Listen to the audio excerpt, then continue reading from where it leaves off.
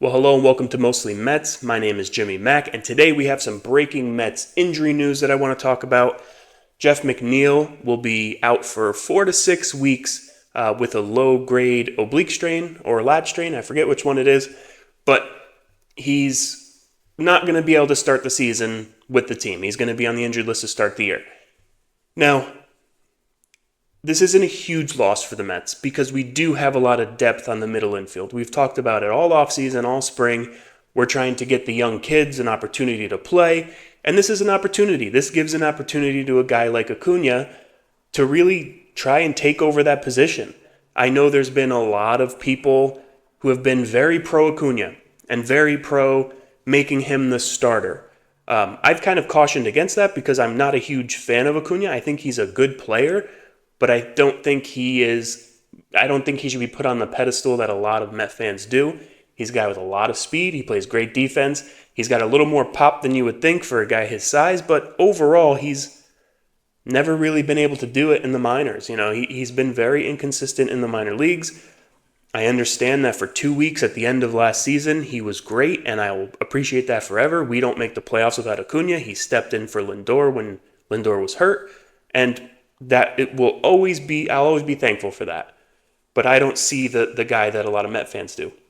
But we're going to see. He's going to at least get a couple weeks to start the season, most likely, as the starter. Now, do I think that he will remain the starter all year? I think that's going to be up to him. This whole offseason, I've been saying Jeff McNeil's going to be the starter. He makes too much money. He's going to get the first opportunity. If Acuna is the second baseman to start the year, and he's tearing the cover off the ball, and he's, batting 400 in the first couple weeks, and he's got a few doubles, a couple home runs, some stolen bases. It's going to be hard to take him out of the lineup. So this is an opportunity for him to really step up and show that he is the player that a lot of fans think that he is. Obviously, Baty is going to get more playing time because of this. There was most of this spring training, we've been saying that one or the other, Baty or Acuna, is probably going to make the team. Now it looks like they're probably both going to make the team.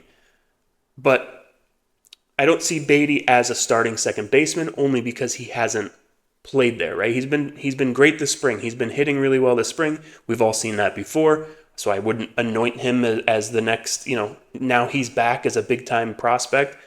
But he hasn't played second base very much. He played there a little bit at the end of last year in the minor leagues, and he's played there a few games this spring, but nothing, mostly on the backfields. They've been working, practicing. He hasn't played a lot of in-game action at second base.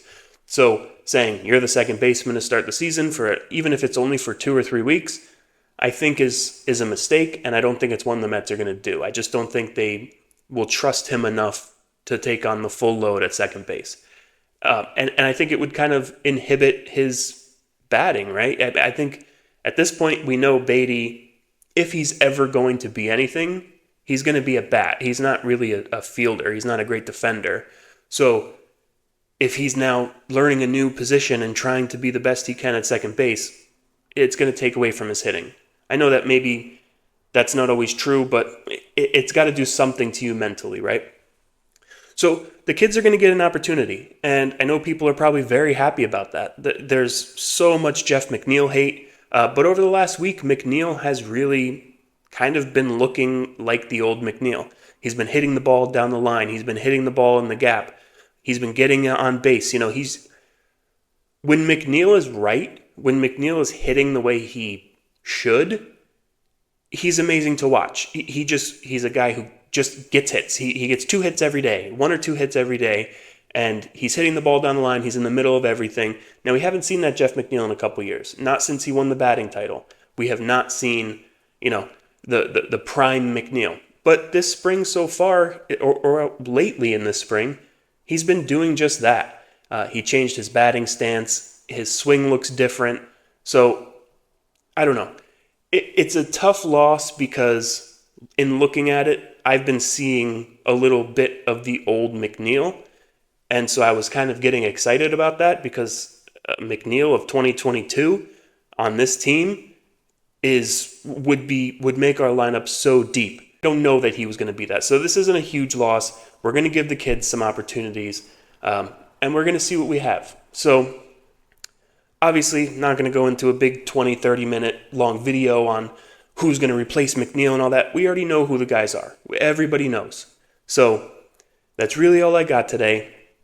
If you're here and you like this kind of content, please subscribe, give me a like, comment who you think should be the starting second baseman.